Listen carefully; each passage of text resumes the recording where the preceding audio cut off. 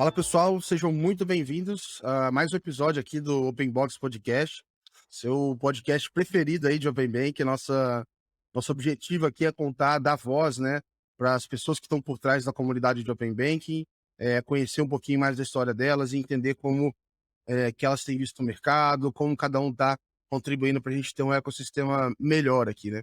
Eu sou o Gabriel Pereira, então vocês já estão aí enjoados de me ouvir falar, já sabem minhas histórias repetidas todas. E hoje a gente está trazendo mais uma pessoa da Quanto, então vou fazer aqui minha listinha de quantos faltam para a gente completar aqui. Mas a gente está trazendo a Vitória, enfim, que já está um bom tempo aí dentro do mercado, está um pouquinho antes disso aparecer mais, como tem aparecido ultimamente. Então vai ser super legal conhecer um pouquinho mais da sua trajetória aqui. Vitória, seja muito bem-vinda. Super obrigada pelo convite, é um prazer participar aqui dessa iniciativa e contar um pouquinho da nossa história da Quanto, da minha história com o Open Banking também. Tô animada de estar aqui. Boa, boa, super legal.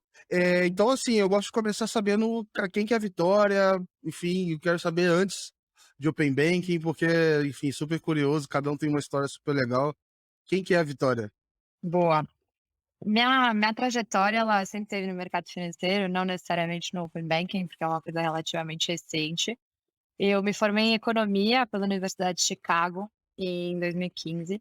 E logo na minha formatura, na verdade até antes de me formar, eu já comecei a estudar um pouquinho as oportunidades de crescimento e construção de carreira no mercado financeiro, eu sempre me interessei muito por isso.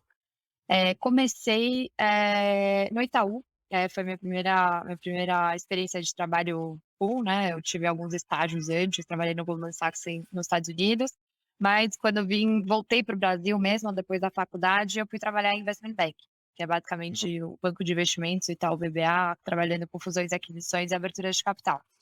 Fiquei uns 2 anos e meio trabalhando com várias empresas, foi uma experiência maravilhosa, conheci muito, sobre empresas de fato, operações que são transformacionais para as empresas, mas um pouco das diferentes potenciais trilhas dentro do mercado financeiro. Saindo um pouco do IB, eu fui para a corretora do próprio Itaú, ainda dentro do Itaú EBA, e comecei a trabalhar num lado um pouco mais próximo de vendas. Então eu tinha a minha carteira de clientes, que eram clientes institucionais do Itaú, e foi onde eu comecei a chegar um pouco mais perto do open banking. Então, minha carteira de clientes tinha muito interesse em todas as transformações que estavam acontecendo dentro e fora do segmento financeiro, então comecei a me aproximar um pouco mais por aí. E aí, eventualmente, cheguei aqui na Quanto, e aí o resto é história. Tô aqui desde então. Legal, legal. Dentro dessa trajetória, assim, eu não sei, talvez você vê que foi saindo aos poucos, né, do IB para corretora e até pensar, imagino que tenha, enfim, o dia a dia seja bem diferente, né. Mas eu queria entender um pouquinho mais, desse momento, então, assim, quando você estava tendo contato com esses clientes que estavam, enfim, super antenados aí ao que estava acontecendo no mundo, como é que foi talvez essa virada de chave, teu primeiro contato ali com o Open Banking ou sei lá, com o que era chamado na época, como é que foi essa primeira experiência, assim? Foi super interessante, porque eu acho que vem até de antes do meu tempo na corretora, porque eu tive a grande sorte de ter uma pessoa muito representativa na minha vida desde cedo, que é o Ricardo Taveira, que é o fundador da Quant. Eu e o Ricardo, nossa história vai longe. Na época que eu estava fazendo faculdade na Universidade de Chicago, ele estava fazendo o MBA dele lá. E aí, dentro da turma de brasileiros, a gente foi se encontrando por lá, então eu fui acompanhando o que o Ricardo estava fazendo desde o começo. E encontrava ele, ele começava a falar, tinha uma mania de falar do Open Banking, eu no começo não entendia nada do que ele estava falando, porque ele falava: "Tenho 9 Open Banking ainda", conversava sobre uma mudança transformacional no sistema financeiro brasileiro. E no começo pouco fazia sentido, né, eu ainda estava dentro de um dos principais bancos, não parecia algo que fosse factível, de acontecer, né, uma transformação desse tamanho, ainda nem tinha saído a lei do PSD2 no Reino Unido. Então começou com um grande amigo contando histórias. E desde cedo ele embarcou nessa jornada, então fui me atualizando com ele, e na época que eu estava na corretora, como os meus clientes estavam muito interessados em ficar próximo de todas essas transformações, Logo me veio o Santo Ricardo, que tem muita coisa para contar, muita coisa para compartilhar, e eu comecei a aproximar o Ricardo dessa minha carteira de clientes e dos outros clientes do banco, para aprenderem um pouquinho, escutar um pouco do que ele estava falando, porque realmente era uma coisa muito inovadora. Ele estava falando de assuntos que não eram nem cogitados na época. E à medida, obviamente, que o Open Banking foi ganhando um pouco de tração, começou a ter um movimento global já para o Open Banking, o interesse só foi aumentando, e à medida que eu ia escutando sobre, é contagiante, né, é uma mudança tão transformacional, que tem um potencial tão enorme, que eu comecei a ficar encantada. Quando veio o convite dele de embarcar nisso, já tinha uma vontade minha também de me aproximar da construção de algo novo, e aí foi aí que eu embarquei na Quantum. Que legal. E eu fico imaginando assim, alguns devem ter recebido bem e outros devem ter falado assim: "Cara, eles estão malucos, isso aí que eles estão falando não existe", né. Porque é uma mudança tão grande que, eh, é difícil até acreditar, né. Eu gosto de dividir aqui que quando eu tive esse contato logo no começo, e aí eu vi que estava acontecendo, eu tinha uma visão meio apocalíptica, assim, eu achava que todos os bancos na Europa iam acabar, e que isso nunca ia chegar no Brasil, porque o pessoal nunca ia deixar, enfim. E aí eu vi que, não era por aí depois você vai vendo como é que funciona e tudo mais. Mas assim, o tamanho né, o potencial disso, né, o quanto que isso de fato muda. Eh, não sei como é que era o relacionamento, assim, como é que era conversar com essas pessoas, nessa época, eu não sei se tinham outras pessoas que, sei lá, hoje também são players relevantes dentro do ecossistema, como é que foi um pouco isso? Olha, tinha de tudo nas conversas, eu vou te confessar, e eu acho que o mais bacana é que era uma coisa tão doida que a gente estava falando, que pelo menos todo mundo parava para ouvir. Então tinha quem estava ouvindo porque acreditava que vinha, tinha quem estava ouvindo porque estava querendo escutar aqueles malucos conversando sobre algo que não vinha para o Brasil de forma alguma. Então foi uma experiência muito interessante. A gente até brinca aqui dentro da Quanzo que nos primeiros anos a gente era muito divertido ir para essas reuniões, porque o Ricardo, ele é uma pessoa que ele traz essa, como se fosse prega a palavra do Open Banking há muito tempo no Brasil. Então ele entrava na sala e ele fazia o que a gente chamava do pitch da apocalipse, a gente chamava disso mesmo, porque você no começo, você não está falando ainda sobre um produto, uma solução, né, você está falando sobre uma mudança de paradigma. E quando ele falava dessa mudança, como ele tinha muita propriedade sobre o assunto, normalmente as pessoas entendiam e realmente falavam: "Putz, aí tem coisa". Obviamente ainda existe o ceticismo, até isso ser algo que vinha na forma da regulamentação, e a gente vê o Banco Central se mexendo, ainda era algo que as pessoas escutavam mais do que agiam em cima, mas era algo que sempre chamou muita atenção, ela sempre capturou a sala. E aí a gente tinha um pouco de uma dinâmica dependendo de quem estava na sala, às vezes a gente era uma reunião que ela virava mais 3, 4 reuniões para explorar mais o assunto, às vezes era uma reunião que acabava por lá e falava: "Nossa, isso é muito interessante, mas vamos conversar quando isso for algo que é de fato factível". E eu acho que respondendo essa pergunta de outros players, no começo eram muito poucas pessoas que estavam falando do assunto. E menor ainda era o número de pessoas que tinham propriedade para falar no assunto. Então, eu não me lembro de cruzar muito com o tema, inclusive eu lembro de muito do nosso tempo no começo da Quanto, pelo menos meu tempo no começo da Quanto, ele ser ocupado pelas mais diversas conversas com indústrias e empresas que eu nunca nem imaginava que poderiam ter um encaixe com o Open Banking, porque estava todo mundo tentando entender o que era esse tal desse movimento. Então, Que legal. eu acho que por muito tempo a gente ficou construindo esses relacionamentos que hoje, nossa, esse trabalho foi maravilhoso, porque a gente construiu bastante essa relação com diversos players diferentes para entender o que no começo já estavam curiosos, hoje já estão prontos para atuar em cima. Então foi um período interessante. A gente já vê que a turma que um pouco mais atrás estava um pouco mais antenada, se refletiu nas pessoas que já se mexeram, né, já começaram se Uhum. mexendo com o Open Banking no Brasil. Poxa, que legal, assim, acho que é uma, eh, enfim, eu acho que eu já fico super animado de meio que fazer parte, né, de estar podendo viver essa mudança do meio, né, estar no meio, ver isso acontecendo e tal.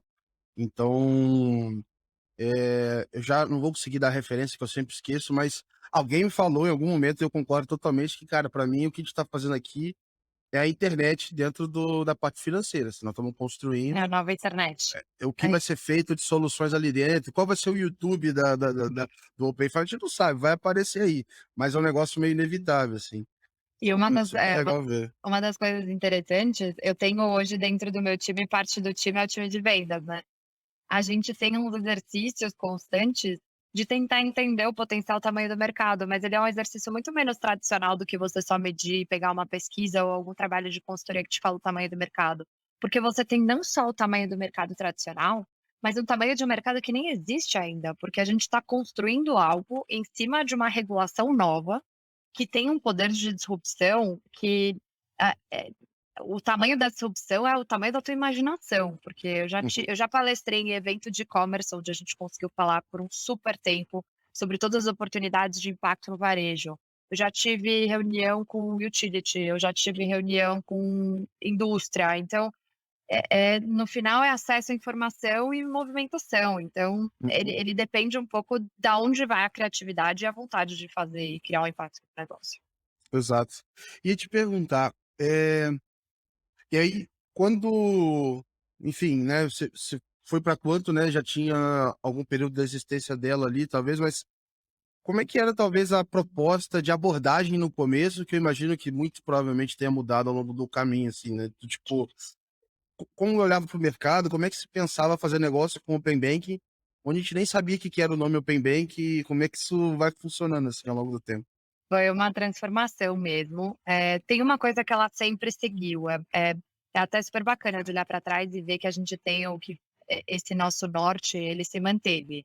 A quanto ela sempre teve essa visão e a frase que a gente usa para definir a visão, ela mudou, mas a visão ela sempre foi a mesma, que é você conseguir pegar o potencial de uma transformação tão grande quanto o Open Banking e você traduzir ela em resultado de negócio. Isso já foi falado de várias formas diferentes, mas o core sempre esteve lá. No começo, quando a gente começou, o Ricardo começou a conta em 2016, então estava muito cedo. Eu entrei em 2019, logo depois que eu entrei, que foi em outubro, saiu a primeira redação da regulação do Open Banking, então super cedo ainda, a gente ainda estava entendendo quais seriam os trilhos, qual era o tamanho da ambição do Banco Central. Com isso em mente, não tinha como a gente levar a mercado ainda o que seriam produtos ou serviços construídos em cima dos trilhos da regulação, porque tinha muito chão pela frente ainda para construção. Então a nossa tese ela era: vamos tentar entender quais vão ser os principais desafios na hora que o Open Banking entrar no ar e vamos começar a preparar o mercado para esses desafios. Então a nossa tese era de adiantar e antecipar um pouco do Open Banking. Então a gente saiu em busca de tanto tecnologias quanto os gargalos a essas tecnologias, conhecendo bem os diferentes players que estariam interessados em ter essas conversas no começo, porque não adianta nada eu falar que isso é uma oportunidade para um mercado que não está pronto para ouvir sobre a oportunidade também. E aí a nossa primeira construção foi como é que a gente, aliás, a primeira dor que a gente identificou é, hoje já existem muitos dados disponíveis, né, em diferentes segmentos, diferentes empresas. A análise dos dados e o que fazer com essa informação para transformar isso em impacto em negócio ainda é um problema. Sem mesmo sem ter o dado do Open Banking disponível, isso já é um gargalo hoje. Então a gente chegou à conclusão que se a gente conseguisse antecipar esse acesso a dados, no primeiro momento, a gente conseguiria ajudar alguns players que estivessem um pouco mais na vanguarda a entender o que fazer com essa informação quando o Open Banking viesse para o ar. Então a gente começou por esse ângulo. Acho que não dá para falar que essa era toda a nossa estratégia, tem uma parte da estratégia que ela ainda ficou bem pautada no que a gente chama de evangelização, né, do Open Banking, que é explicar um pouco o movimento, trazer pessoas que talvez estivessem um pouco na dúvida para o lado de entender que isso é um movimento que acontece mesmo Hum. e para quem já estivesse pronto para fazer algo e capitalizar em cima disso, o que que eu já posso fazer para começar a mexer. Então, muita da nossa conversa era sobre tudo que vai mudar, todos os impactos potenciais, todo o potencial que a gente via, e de vez em quando a conversa ficava por aí, tudo bem, porque no começo a gente sabia que isso era o começo de uma transformação muito grande. Com as conversas que evoluíam a partir desse ponto, a gente começou a trazer, na forma de produtos, uma forma de ter acesso adiantado e antecipado a essas informações e já começar a aprender como eu consigo trazer isso para o meu negócio.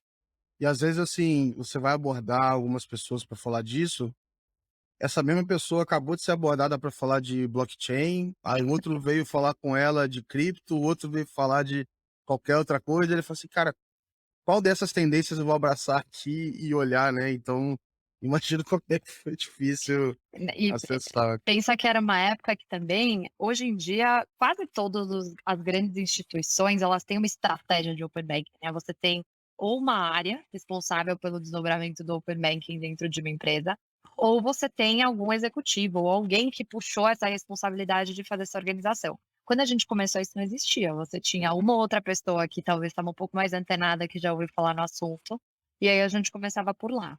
Então, a gente sempre navegou bastante entre o que a gente está falando é open banking ou o que a gente está falando é acesso a dados, acesso à movimentação. Como que a gente consegue navegar da melhor forma dentro de uma instituição para fazer acontecer esse resultado de negócio mesmo? Então, até hoje, a gente tem algumas conversas que elas começam no time de produto, algumas que são no time técnico, algumas que são no time de segurança, algumas no risco, algumas no alto executivo. Então, nem hoje, que o open banking já ganhou um pouco mais de forma, tá claro onde nasce, Lógico. para onde vai, quem vai ser o primeiro a adotar, então a gente ainda tá num momento de encaixe, eu acho. Legal. Aí, assim, voltando um pouco, assim, quando você foi para Quanto, na época, assim, qual era o seu papel? O que que você já fez, assim, no teu dia a dia aí na assim, eu sei que construir um negócio você faz de tudo, né, mas De pelo repente. menos pelo menos no nome, assim, o principal, assim, como era esse teu papel, assim, dentro da Quanto no início e tal? Então, eu tive muita sorte que o Ricardo deu uma bela de uma apostada em mim, porque imagina, era uma pessoa que estava saindo de investment banking em corretora, zero experiência de startup, zero experiência com tecnologia, zero experiência com uma empresa economia real, né. Então eu lembro muito bem no meu primeiro dia, a gente meio que pensando que nome que se dá, né, porque a Vic vai fazer. A gente inventou um nome que podia ser qualquer coisa, porque ninguém sabia muito bem o que que eu ia entrar para fazer. Então a gente chamou de business lead, que era uma coisa que podia ser tudo ou nada ao mesmo tempo. Quando eu entrei, se eu não me engano, eu fui a 20ª pessoa a entrar, e a gente ainda estava colocando nosso primeiro produto no ar. Então, eu gosto de brincar que entre eu e o Ricardo, a gente ia se dividindo, eu ia onde tinha alguma coisa para resolver, tentava dar uma destravada na solução, e aí a gente ia se dobrando nesse sentido. Então, no começo da Quanto, primeira prioridade era: "Vamos colocar um produto no ar". Então, putz, o que tivesse que fazer para a gente se organizar, colocar produto no ar, desde sentar para tentar montar um cronograma para ajudar o time a se organizar, até pedir pizza para os desenvolvedores que estavam lá até tarde para colocar alguma coisa no ar. À medida que a gente começou a colocar o produto, eu brinco que eu fui meio que seguindo a construção da empresa. Então, colocamos o produto no ar. Ah, agora a gente precisa achar os primeiros clientes. Então, vamos lá, todo mundo junto, tentar conversar com essa turma, entender quem são os primeiros clientes que podem vir para dentro. Aí vamos montar uma operação comercial. Ah, tudo bem, montou uma operação comercial, tem cliente. E agora, quem vai atender esse cliente? Então, vamos montar o atendimento e entender qual vai ser a área que vai fazer todo o acompanhamento, CS, CX e tal. E aí foi literalmente um pouco de tudo. Então, ao mesmo tempo, estava participando das primeiras os primórdios da construção de um produto, mudou de escritório, está comprando xícara e talher na Pressolândia, então é bem um pouquinho de tudo. Foi uma das coisas que eu mais gostei do começo. E aí, em Legal. abril do ano passado, a gente constituiu o que é a área de business hoje na Quanto, que a gente colocou toda a parte que basicamente está olhando para o cliente externo e quem está olhando pros quartos, que são os nossos funcionários internos. Então, hoje em dia eu tenho comigo marketing, vendas, toda a parte de atendimento, a parte de business strategy, parcerias e a parte de RH. E aí a gente estruturou dessa forma e se organizou Legal. desde então. Mas assim, tem que fazer qualquer coisa, chama, a gente se divide, faz. É vida de startup mesmo. Boa, boa. E nesse começo, assim, até tomar a proporção que tá hoje, teve algum momento específico que você sentiu, falou assim: "Cara, agora foi", sabe, do tipo, que vocês viram que, sei lá, ou o mercado começou a procurar mais, ou algum produto que, putz, vocês sentiram que encaixou bem pra caramba, teve algum momento, assim, que foi super legal? Eu acho que tem vários, de tamanhos diferentes. Ele não precisa nem ser um momento que, olhando de fora, ele é muito representativo. Para mim, meu, o primeiro cliente que passou por um fluxo é aquele sentimento de começou, e agora vai. o milésimo, mesma coisa, o cliente número 1.000.000, mesma coisa. Então, cada vez você vai tendo esse sentimento de que está tomando uma proporção diferente.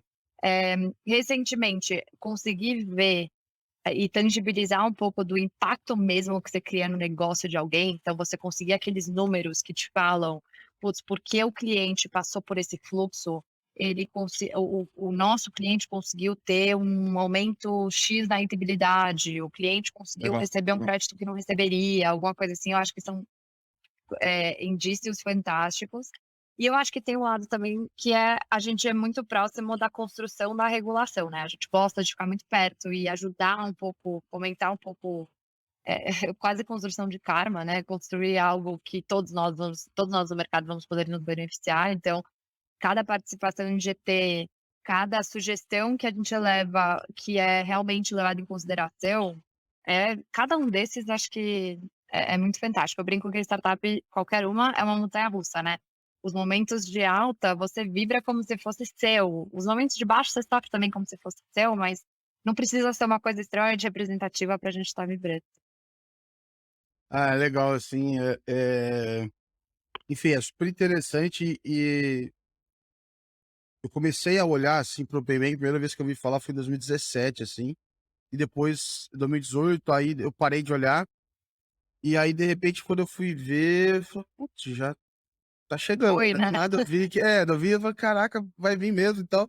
Então, quando eu vi lá que o Banco Central, enfim, estava dizendo como ia acontecer e tal, eu estava assim, eu saí do extremo otimismo que eu estava, assim, como eu achava que ia pegar na Europa, para um certo ceticismo quando eu vi assim: "Não, o Banco Central tá pedindo, mas ele ainda não descreveu como é que é, então não sei se vai". Aí depois ia: "Ah, mas falta alguma coisa e tal". Mas depois de um tempo eu passei a olhar, de forma diferente, assim, falei assim: "Cara, talvez esse era o jeito, assim, se fosse esperar ter tudo pronto para fazer e etcétera, as coisas não iam sair". E aí eu queria saber também um pouco até da sua participação, assim, nesse backstage do regulatório, né, então como é que foi, sair lá do zero e aí formar as cadeiras e participa, como é que um pouco disso? Acho que é legal também para tem muita gente que está ouvindo que realmente só escuta falar sobre, os GTs e etcétera, mas nunca participou, não sabe como é que é, então acho que é legal contar um pouquinho, assim, também. Boa, vou contar o que eu consigo compartilhar. A gente tem a sorte de ter um super time aqui dentro de casa que puxa essa frente, então eu vou só acompanhando o trabalhão dele. Mas basicamente, como o Ricardo tá nessa conversa desde muito cedo, a Quanto teve também a super oportunidade de estar envolvida nessas discussões desde o começo. Então, a proximidade quanto o Banco Central, ela sempre foi uma coisa muito importante pra gente, então o Ricardo construiu muitas relações muito bacana com os cérebros mesmo por trás, sabe, as pessoas que estão pensando em quais são os problemas que a gente está resolvendo. Eu vou, eh, contar um negócio, talvez o Ricardo fique bravo comigo, mas eu lembro quando saiu 2019, a gente estava sentado no escritório da Quanto, saiu o primeiro texto, lágrimas, assim, porque o Ricardo Ai, via muitas das provocações que ele tinha feito para o Banco Central aparecendo lá de alguma forma. Então, coisas que legal. ele já tinha identificado nos estudos dele, que ou eram coisas que não estavam funcionando tão bem lá fora, que podiam fazer uma diferença muito grande aqui, ele já começava a ver isso refletido na regulação. Então, obviamente, isso não é quanto construindo regulação, muito longe disso, mas nosso papel de provocação, desde o começo, a gente tenta gerar esse impacto lá.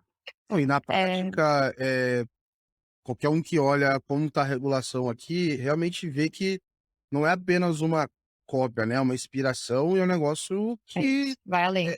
vai além, assim, é melhor. A proposta é melhor. É óbvio que a gente tem nossas dificuldades, etcétera, mas já nasceu com aprendizados do que rolou lá fora, então é totalmente, justo, assim, né, então Sem é dúvida. super legal. E até eu acho que algumas das coisas que fazem com que o open banking naturalmente tenha um rollout faseado, né, é uma mudança de ecossistema, né, não é um produto novo que a gente está trazendo, é uma mudança muito completa. Então até a arquitetura que foi construída, de você ter grupos de trabalho, de pessoas que estão representando as diferentes entidades do sistema financeiro, ajudando a fazer essa construção, em alguns casos é claro que cria complexidade quando você tem mais gente na mesa, mas você também cria mais vozes participando dessa construção. Então, respondendo a sua primeira pergunta, a gente tem um time regulatório dentro da Quanto, e dentro desse time a gente tem uma divisão de esforços, que são algumas cadeiras que a gente tem de representatividade dentro dos grupos de trabalho. E a gente vem trazendo provocações, sugestões, ajudando aqui da forma como a gente pode, trazendo um pouco das dores que a gente vê do mercado para as soluções. Então, tentando criar soluções que não são só coisas que estão no papel, são coisas que podem sair do papel e realmente Hum, criar um impacto. Eu acho muito bacana que existe esse espaço, sabe, de você conseguir contribuir. legal. Hoje vocês veem alguma, eh, oportunidade, assim, em termos de curto prazo que poderia enfim, facilitar a implementação ou tirar alguma dúvida em cima de escopo de algum papel, enfim, alguma oportunidade, assim, que poderia melhorar nosso ecossistema aqui, assim? A implementação, você diz? Isso, isso. Olha, eu acho que é uma tarefa bem grande, né, que a gente está colocando nas costas, tanto dos incumbentes quanto de qualquer player que quer aderir ao Open Banking. Então, eu acho que o faseamento que foi trazido pelo Banco Central no início, todos nós sabíamos que ele era agressivo e foi propositalmente construído dessa forma. Eu acho que para o estágio atual que a gente está, o mais importante é testar. É a gente conseguir entender o que que tem hoje já entrando no ar e a gente entender o que está funcionando e o que não está funcionando. Nesse sentido, o nosso papel hoje a gente é uma entidade regulada também, né, a Quanto ela é uma iniciadora de transação de pagamento. Então grande parte do nosso trabalho agora é na nossa construção do nosso papel como regulado, então a exposição dos nossos APIs é um monte de conversas bilaterais para a gente conseguir se ajudar a testar, entender o que está dando certo, o que está dando de errado para cada um dos players, para que a gente consiga se dar feedbacks. Legal, Então legal. eu acho que cada vez mais isso é importante, porque colocar a regulação no ar e colocar a tecnologia no ar é um passo. O consumidor, ele não está olhando para como a tecnologia está funcionando, ele está olhando para como a movimentação está rodando, se a coleta está funcionando. Então é muito importante para o sucesso do movimento Open Banking que tudo esteja funcionando bem, porque na ótica do cliente final, eu acho que talvez a gente tenha algumas oportunidades para trazer isso. Não vai ser algo que a gente pode testar diversas vezes. Então, a gente trabalhar juntos como ecossistema para garantir que todos nós estamos preparados e bem, vou falar azeitados, mas bem organizados para conseguir fazer uma troca de dados que seja eh, confiável, que seja estável, é o mais importante agora. Uhum. Hoje o que me preocupa, assim, é pensando que eu sou uma organização e eu estou presente no Open Banking regulado, né, então eu sou um participante ali.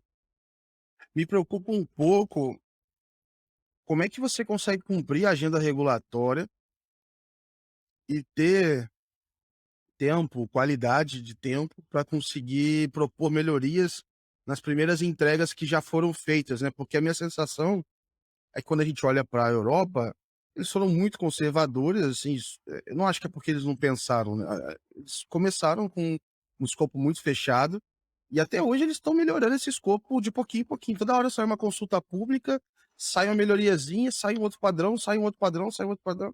Então me preocupa um pouco isso, assim, eu tenho medo da gente ter sido um viés um pouco waterfall, assim, menos ágil, sabe. E aí acho que, essa para mim é a principal dúvida de como a gente vai lidar, porque no final do dia os a quantidade de pessoas trabalhando é finita, né, não tem como você fazer os 2 ao mesmo tempo. Então isso eu sinto dúvida um pouco, assim. Não tem como ter a resposta, né, é um risco, concordo que é um risco. Eu só consigo falar um pouco sobre a nossa estratégia. A nossa estratégia, ela é um pouco, como é que eu falo, paralelizável. Então, à medida que a gente está construindo, e a gente tem o nosso time que constrói próximo do nosso time regulatório, então o Uhum. nosso time regulatório ele não é composto só de um time jurídico, ele é um time técnico também.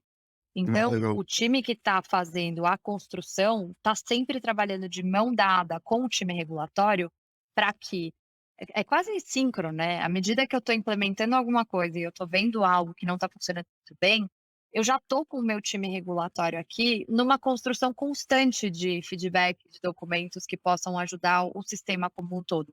Então, eu Uhum. concordo, eu acho que é um risco, porque eu acho que não são todas as empresas que estão organizadas da mesma forma. E eu acho que quando você tem recursos escassos, você precisa priorizar uma coisa e não outra. E em muitos casos, talvez a priorização acabe ficando na implementação, pelo risco jurídico e contratual que existe de você aderir, especialmente se você é uma entidade S1 ou S2. Uhum, Só que eu acho que é uma questão de priorização. Eu não vou me lembrar quem que me falou, não vou conseguir dar créditos, mas fazer alguma coisa no seu dia, encaixar alguma coisa no seu dia é só uma questão de escolhas. Então, eu posso ter uma jornada de 10, 12 horas e ter tempo ou não para almoçar. Basta fazer uma escolha ativa de que naquele slot não cabe uma reunião, cabe meu almoço. Do uhum, mesmo jeito que na construção de uma tecnologia, você pode encaixar ou não o tempo de parar e olhar para aquilo e falar: "Isso aqui está funcionando da melhor forma que poderia", ou "Isso aqui tem uhum. algum empecilho", e você já ter os mecanismos possíveis para conseguir transformar isso não só num bullet point que está no caderno de alguém, mas alguma coisa que já está estruturada para levar de volta essa informação. Legal. E eu acho que assim, olhando talvez para enfim, para como é que a gente vai lidar e tudo mais, essa questão de melhoria para mim, facilidade, eu acho que tem muita relação com uma certa, vamos dizer assim, a presença de mercado, né. Então acho que, quando vocês começaram realmente, assim, não tinha ninguém. Eu acho que, assim, hoje a gente tem alguns outros players de tecnologia, de open banking, mas assim, com abordagens super distintas, enfim, cada um de uma forma, mas tá aparecendo mais esse enablers e também, óbvio, né, você tem a infra, você também tem a inteligência de uso de dados, mas lá fora me parece que a proporção é absurdamente maior, assim. Então me parece que tem muito mais gente, criando mais infra, talvez igual aqui no Brasil teve uma certa, febre de Bank as a Service, né, ficou muito fácil você montar se eu quiser montar o banco do Open Box, eu monto ele daqui a 2 semanas e o pessoal vai lá e tem conta, tem cartão. Eh, e eu não sei se o Open Bank vai passar por isso, assim, mas olhando para fora me parece que vai ter mais oferta. Não sei como é que vocês veem isso, ou quando vocês olham para fora também. A gente acredita muito na cada um atuar na tua onde você tem vantagem competitiva, né, e a gente garantir que, no final das contas, o que importa é que o cliente esteja sendo bem servido. Então, a nossa filosofia, ela sempre foi: "Vamos limitar nosso escopo para o pedaço onde a gente conhece bem, aonde a gente consegue criar um impacto". Então teve um momento Uhum, no nosso roadmap que a gente teve que tomar uma decisão. A gente vai se posicionar como a infra, né, um player que atua no full stack, né, do open banking e ajuda com exposição de APIs, ou a gente vai atuar um pouco mais na parte que é coleta? E foi uma escolha nossa, vendo que no mercado tinham bastante players que estavam muito bem posicionados para conseguir fazer a construção de infraestrutura, porque como o uhum, nosso incentivo, ele sempre foi garantir que a gente consegue criar resultado de negócio, o nosso expertise ele tá em estar perto do negócio, hum, estar perto do impacto. hum, Então, a gente tem uma visão, pelo menos aqui na Quanto, que é muito focada em parcerias. Então hoje a gente legal. tem parcerias com algumas empresas que são especializadas na construção da infra. Alguns poderiam ver isso como uma relação com concorrente, mas não, eu sei muito Uhum, bem onde está meu expertise, eu sei muito bem onde não está o meu expertise, e uhum, dada a complexidade e o tamanho do desafio, talvez um pouco é uma estratégia diferente de você garantir que você está no melhor posicionamento possível perante ao hum, cliente e trazendo para ele o melhor de cada funcionalidade. Então, eu acho que esse é um modelo que pelo menos, no Brasil, na hora que você olha o nível de exigência do cliente, ele acaba sendo uma tarefa muito grande quando você tenta fazer um pouco de tudo. Então eu acho que talvez pelo tamanho da complexidade da tarefa e o time, ele levou um pouco mais de especialização e você ter talvez players trabalhando em verticais diferentes. uhum. E como que foi nesse período, assim, pensando na parte de estratégia, aí óbvio, né, dentro do que vocês puderem contar, mas assim, a decisão de virar um iniciador de pagamentos, acho que não só a decisão, né, mas também assim, beleza, decidi, como que eu faço isso, né? Então porque, se eu não me engano, vocês foram o primeiro, né? É isso, Eh, fomos o e primeiro agora eu não parceiro. sei, hoje eu acho que não deve ter mais do que 4, 5, sei lá, eu vi que o Banco do Brasil saiu ontem, no dia 4, saiu o informe, Isso. o Mercado Pago eu vi ali também e tal. Mas como é que foi isso? Em que momento que foi? Falou assim: "Não, vamos virar esse negócio que ninguém sabe como é que é e vamos embora", assim. A nossa visão, ela sempre foi open banking, né, e o open banking, como você bem sabe, no Brasil ele vai além do que só coleta. Então a gente sempre teve essa visão de conseguir pegar um pouco de cada, não um pouco, né, todas as funcionalidades potenciais que você pode trazer no Open Banking e ajudar isso e de forma modular e ajudando na construção das soluções de negócio. Então foi, na verdade, foi um passo natural, para a gente sair só do escopo que seria de coleta de dados, por exemplo, e atuar também num potencial enorme que é a movimentação. E através do iniciador de transação, através da licença de TP, né, a gente também tem a nossa participação no ecossistema e consegue participar de forma mais ativa, até nessa troca de feedbacks que a gente estava falando mais cedo. Então foi, na verdade, um caminho natural para a estratégia de se posicionar para oferecer tudo o que o Open Banking tem de melhor e ajudar a traduzir isso em resultado. Então, isso é algo que a gente trabalhou bastante no ano passado.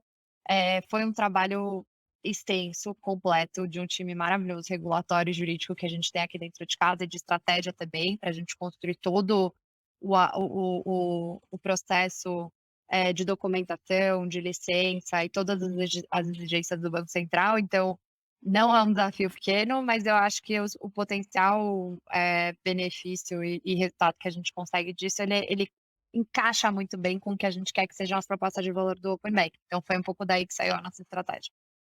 Legal. Não, e é um desafio enorme, assim, às vezes eu converso com algumas pessoas que, enfim, até não estão no Brasil, e falam assim: "Ah, mas e a iniciação de pagamentos?" Eu falei: "Cara, o negócio é tão complexo que chegou na data, estava todo mundo pronto para ser iniciado, mas não tinha Ninguém ninguém para para iniciar. iniciar." Então você estava com os bolsos tudo arrumadinho ali, mas não tinha ninguém para É, de fato iniciar. E está sendo muito legal, assim, ver umas primeiras jornadas, saindo. Eu consegui fazer uma, ontem lá no Mercado Pago, acabei entrando num dos testes lá e transferi, então foi muito legal ver. é muito legal ver nascendo, né, ver nascendo Exato, o exato, tangível de tudo isso. exato. Primeiro eu só via, eu olhava lá para fora os materiais da Salted, eu olhava muito, assim, então eu via o flow lá para entender, depois eu via os GIF da Truleia e agora eu falei: "Cara, agora eu consigo fazer aqui no Brasil", então foi bem Pode legal, assim. passar por isso. Eu acho que é super interessante, porque nós somos o primeiro ITP que ele é independente nos processos de onboarding do Pix e do Open Banking. Então, tem vários aprendizados institucionais aqui. A gente está pavimentando o caminho para facilitar a vida dos clientes e a abertura do ecossistema para novos entrantes também. Então, o ITP autônomo, a gente não é detentor de conta, né? Então, ele faz só essa Uhum. intermediação do pagamento, independente da interface que ela foi criada. Então tem oportunidades muito legais de você traduzir isso para os mais diversos mercados. Então imagina que a gente brinca num parquinho que já está na vanguarda do pagamento. O sistema brasileiro, ele já é anos Sim. à frente do resto do mundo. E a gente ainda está conseguindo trazer melhorias em cima desse sistema. Então, aí volta para aquele ponto que eu te trouxe lá no começo. Isso abre mercados, não é só mercados existentes. Você vai conseguir construir mercados em cima disso, disruptar mercados existentes. E aí vem um pouco do motivo porque eu quis entrar nessa brincadeira. Se tudo der certo, a gente vai transformar de uma forma muito positiva a vida do brasileiro. Então, o potencial, ele não só é de uma construção de empresa e de mercado, mas de impacto mesmo na vida de quem está passando por jornada de pagamento, de quem está buscando acesso a crédito, de quem está querendo produtos e serviços financeiros que funcionem da melhor forma possível, né? Eu sinto que a gente tá, tem uma represa, a gente tá fazendo furinhos, assim, e daqui a pouco acho que a quantidade de benefício vai se espalhar, assim, para todo mundo, porque é realmente, enfim, acho que tem muito valor represado ali, que naturalmente a concorrência maior acaba, enfim, sendo legal para todo mundo, assim. Dentro E é uma transformação, né, porque isso é uma coisa que não vai acontecer do dia para noite também. A gente tem grande parte do trabalho, e a gente tem muita sorte de ter uma base de investidores que entende que isso é uma transformação gradual. Então é algo que começa com a evangelização do mercado, vem com o trabalho próximo do órgão regulatório, vem em ondas, né, então ele tem muito chão pela frente ainda para a gente ver as mais diversas implicações do Open Banking deslanchando, né. eu acho que tem uma associação indireta que é feita, assim, talvez pela agenda de inovação, mas do Pix com o Open Banking, né. Então, em alguns momentos, o pessoal teve ali a entrada do Pix, como é que aquele negócio explodiu, e talvez criou uma expectativa que o Open Banking era a mesma coisa, etc. E, enfim, até em conversas que eu tinha sobre quanto imaginava que teria de penetração, eu falei, cara, esquece Pix, assim, no Reino Unido tá um tempão, eles falam que é 7% agora, talvez tenha chegado em 8%, mas aí tem um asterisco, aí você lê o asterisco, é da população digitalmente ativa, economicamente ativa, não sei, mas não tem um asterisco, então é muito menor que 8%, com certeza, mas porque, enfim, leva esse tempo, mas ao mesmo tempo, eu tenho me questionado de ver como é que alguns países, sei lá, como a Coreia do Sul, tem 60% da população usando, é um negócio meio absurdo, e eu acredito muito assim, óbvio, né, eu digitei no Translator uns negócios, botei em coreano e procurei para achar a fonte, né, então, não dá para falar que eu sou profissional naquilo. Mas, a forma como é desenhado ali, tem um negócio super legal que é a identidade digital da pessoa física, né, igual a gente tem o certificado aqui da PJ, eles têm muito forte esse negócio da PF, e lá tem uma figura intermediária onde eu consigo dar o consentimento, sei lá, do Itaú, do Bradesco, do Santander, e quando eu vou, sei lá, no Mercado Pago, eu dou consentimento dos 3 não é um para um, Né, a figura do agregador. tipo, mas é um agregador de consentimento, assim, é porque ele armazena ali as minhas autenticações, porque eu acho que, assim, a gente vai evoluir, vamos chegar nessa conversa, que a autenticação um para um é horrível para quem tem mais de uma conta, assim, você A gente convencer a pessoa a fazer é muito ruim, né. Aqui dentro de casa a gente chama isso do efeito de rede. Então a gente busca muito desse efeito de rede, que é um movimento parecido com o que aconteceu, por exemplo, no PayPal. O PayPal, ele começou como também um intermediário, ele agregava suas informações de cartões e facilitava o seu fluxo para você fazer um pagamento. Não tem por que a gente não ter esse efeito de rede também no compartilhamento de informações, na autenticação de um pagamento. Contanto que a gente consiga construir um sistema seguro, isso é algo que só tem o usuário só tende a ganhar. E você estava falando de adoção, a gente está vendo uns números muito animadores aqui, porque saiu um estudo da F-Câmara que, dizia que era como se fosse uma estimativa, o Open Banking impactaria 5 milhões de brasileiros em 2022, se eu não me engano. Só na Quanto a gente já viu 4 milhões em alguns meses do produto Poder. E aí a gente fez uma pesquisa também com um parceiro nosso, que é a Aster, para tentar entender como seria o comportamento do brasileiro, né, no Open Banking. E uma das perguntas que a gente fez foi para tentar sondar a propensidade de compartilhamento de dados e participação no sistema. 65% responderam que eles Uhum, compartilhariam dados com tanto que tivesse alguma coisa em troca, então uma tarifa mais baixa, alguma coisa assim. Isso uhum, foi agosto de 2021. A gente já tem aí uns 6, 7 meses de Open Banking na mídia, de movimentação para fazer com que esse número ele fique cada vez mais alto. Então, eu acho que contanto que a gente consiga acertar quais são as propostas de valor que a gente está trazendo para o cliente, os ganhos, né, de experiência, de UX, de velocidade, tem muita coisa que vai dar para ser construída. E aí, putz, a ideia de um agregador ou esse efeito de rede é uma das formas como você vai conseguir alavancar isso. uhum. Você consegue fazer via pagamentos, isso pode ser através de coleta, uma jornada de onboarding. Tem dá vontade de falar o dia inteiro das oportunidades, porque você escolhe um mercado, você consegue falar uma tarde toda sobre tudo que dá para fazer naquele mercado de impacto Uhum. no acesso.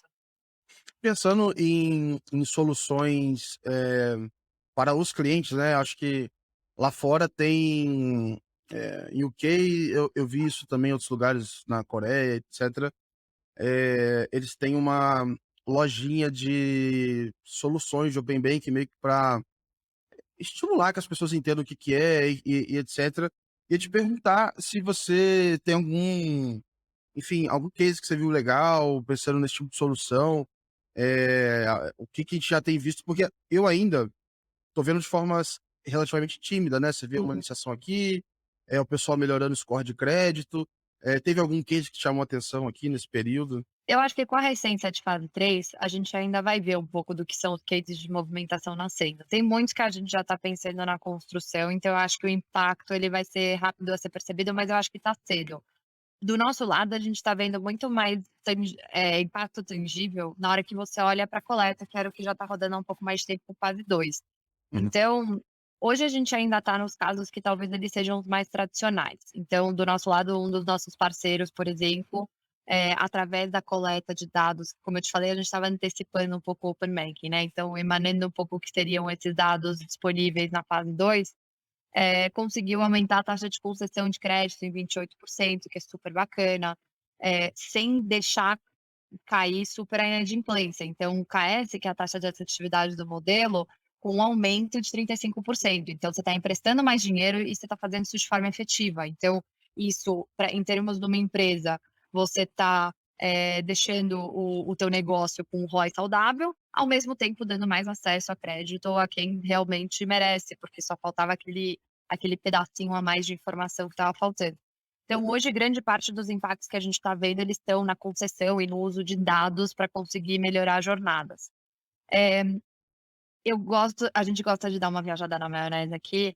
Tem alguns cases que eu tô louca para ver sair do papel, tanto de movimentação, mas eu tô muito ansiosa para ver a hora que a gente vai conseguir criar os impactos em mercados que não são só o mercado financeiro.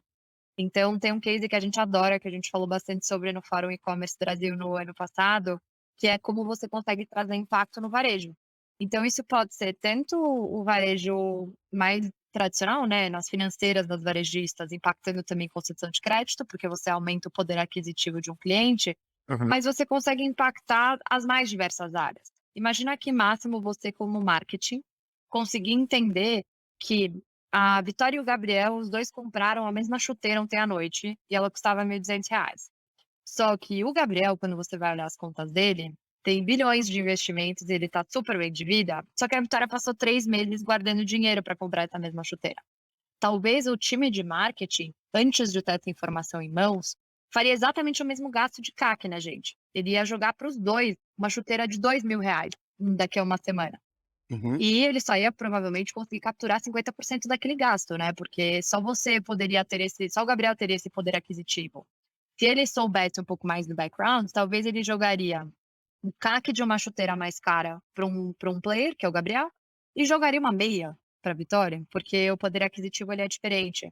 Então você consegue impactar o negócio de várias Uhum. formas diferentes. Você consegue Você entender quase que abre o CRM do banco para um monte isso, de é isso. fazer. Você consegue entender, putz, se eu fiz uma compra, numa loja de vestuário, e de R$ 500 na sexta-feira, e no sábado eu fiz uma compra em uma outra loja de vestuário concorrente de R$ 1.000 no sábado, será que isso quer dizer que o posicionamento geográfico da loja X tem que ser diferente? E eu preciso botar uma loja em outra esquina?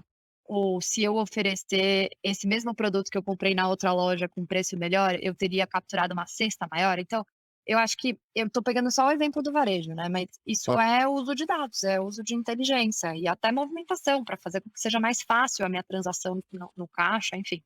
Eu tô ansiosa para ver todos os outros desdobramentos que a gente talvez nem Legal. saiba que era o Open Banking que estava por trás, mas que geram super impacto. Legal. Eu acho que isso vai facilitar muito, isso tá cada vez mais contextualizado, facilitar contexto e tal, não tenho dúvida. Eu queria, assim, mudar, um pouco de assunto aqui, acho que eu, eh, enfim, já falei com algumas pessoas, né, então acho que o pessoal tem um histórico, eu montei, no mês de março, uma lista ali de, putz, mulheres pra gente acompanhar no Open Finance.